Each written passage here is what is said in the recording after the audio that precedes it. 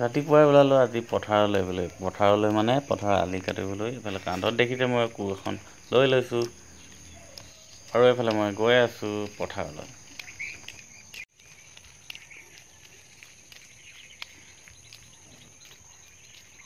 আৰু এইফালে চাওকচোন গেট খোলাই নাই, মানে মই যাৰ পথাৰলৈ যাম। এইফালে আকৌ ট্ৰেক্টৰলৈ ভাইটি এজনো গৈ আছিলে পথাৰলৈ হাল বাবলৈ। লগত এজন গৈ আছে, হেল্পাৰ এজন চকাকেইটা ঠেলাত লৈ এইফালে ময়ো কোৰখন উঠাই দিলোঁ ঠেলাত। এতিয়া গৈ থাকোঁ আমি পথাৰলৈ।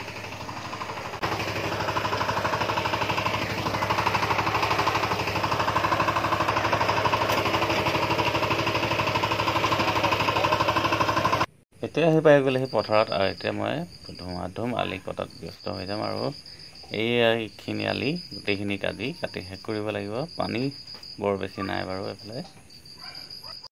আজি প্ৰায় মই 2-3 বিঘামান আলি কাটি শেষ কৰিলোঁ, আৰু এতিয়া মই যাম চিধা ঘৰলৈ, যিহেতু বহুত ভাগৰ লাগিছে, আৰু চিধা যাওঁ ঘৰলৈ।